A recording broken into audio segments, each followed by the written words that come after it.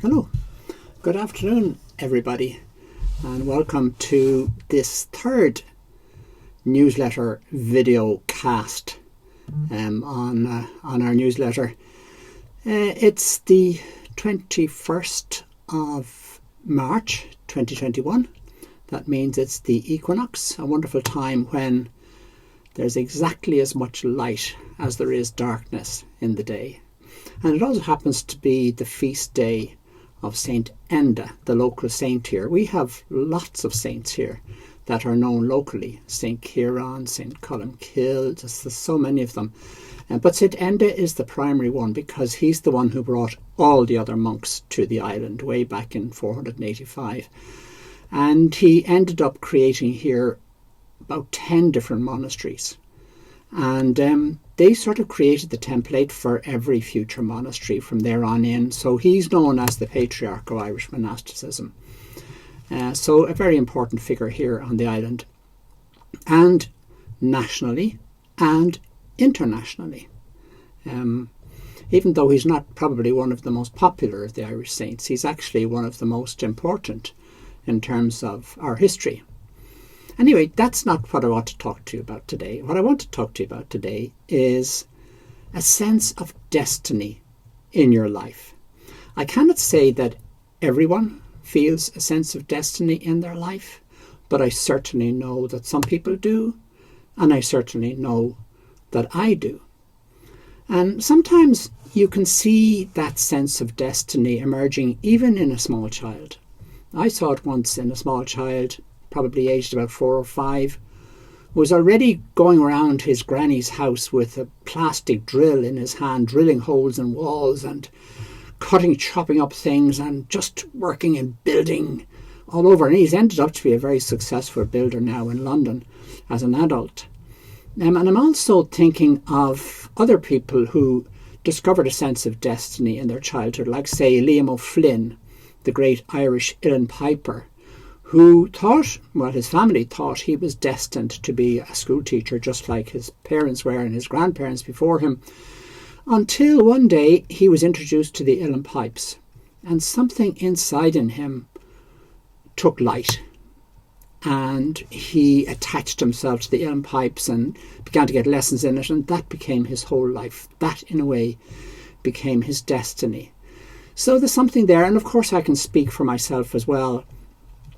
At the age of 12, I sort of knew that I wanted to be a priest and that was going to be my destiny, although I had no idea where that priesthood might lead me or might end me. And I certainly had no idea that I was going to end up living on the Aran Islands and being a priest without being a member of any church. I had no idea of that. So I suppose my own experience suggests that there are stages in your life when you discover your destiny. You may have a hint of it in your childhood, and then it may become clearer at certain moments along the road. And I suppose it wasn't until I was probably 35 years of age that I discovered the Aran Islands was my place of destiny.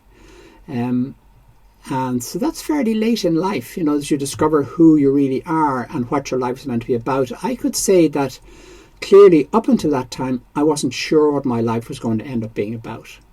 After that time of moving to the Aran Islands and living here, I knew now I'm where I am meant to be, and now I'm doing what I'm meant to be doing. This is really what my life is about. So in a way, my life began again when I came out here. I suppose Jesus uses a phrase like born again. In a way, I was born again when I came out here and started to live the life I've continued to live ever since. So that's what I'm talking about here. And it's this, all of us are born as unique individuals. We know that. You have your siblings maybe at home, you have your parents. There might be ways in which you're like them, but there are other ways in which you're different. And in the end, each of us is a unique individual. And if we're unique individuals born into the world, then we must have a unique road to follow in our lives. And we can't just be dictated to by outside expectations or by schooling or by our parents or other influences that come at us from outside. We've got to really discover it for ourselves.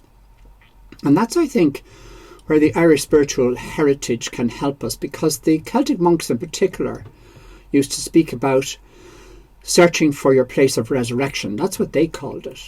It's your place of destiny, or just your destiny. I'm not sure it's always had to be a physical place. In my case, it definitely is a physical place, but I'm not sure it always has to be. It's finding out how you get the most out of your life, how you can express yourself fully. It's like discovering the source of the rocket fuel within yourself. And once you've found that you've got the energy for what you need to do with your life. And you amaze other people because you have found that source of energy. So there's something in you that's like a big, big engine, and it's purring away there, and it's driving you to be the person you're meant to be and to do what you're meant to do in the world. There's some great stories of the Irish monks looking for their place of resurrection or their destiny. You know, they had this practice of wandering, which I think is a great idea, especially in your youth, if you can go off wandering. But I mean, even the Dalai Lama suggests all of us should take time out at least once a year and go to a place where we've never been before. That's the same idea of wandering. It's like just opening yourself up to something new and allowing that new experience to affect your life in some way.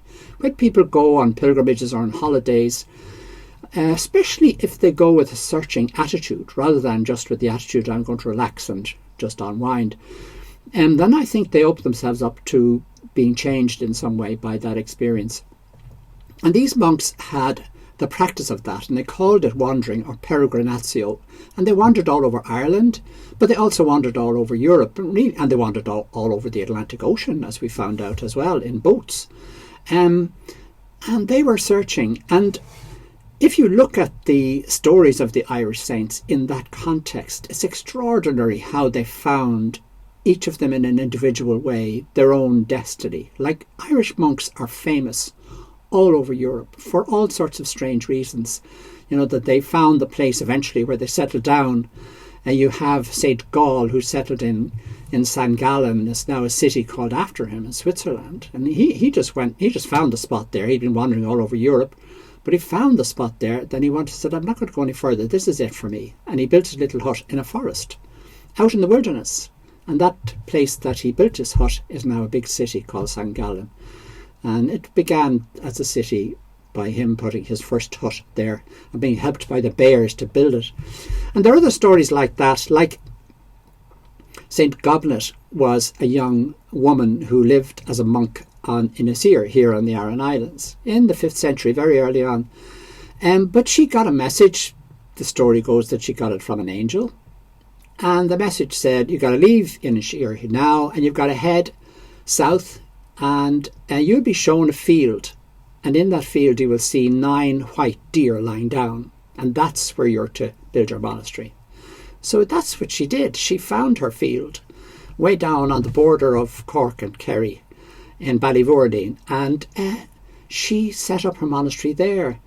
And if you drive through the village of Ballyvourneen today, you'll see a pub called the 9 White Deer. So even after 1,500 years of history, people there still remember this moment when St. Goblet discovered where she had to go and how she had to be and what she had to do. And there are lots of other examples like that. So I find the Irish spiritual heritage to be a great resource for looking at life that way. And perhaps it should be a good resource for young people too. Lots of young people, when they finish college or in the middle of their college or before they go to college, they head off wandering. And many of them that I meet aren't quite sure where they're going to end up. They're going to try a few things out. They're maybe going to get a ticket to some particular country and they'll wander around there. They might get a job for a while, but then you might hear from them and they've moved. They're in Thailand or they're gone to Japan or they're somewhere else in the world. That's exactly the same thing. Often young people like that, when they come back from trips like that, they are utterly changed and they know exactly what they want to do with their lives. And you sense a new maturity in them. So that's what I'm talking about. So I invite you to, if you're a young person, to have that sense of wandering in you and to know that somewhere out there, if you allow yourself to experience it, some trigger will come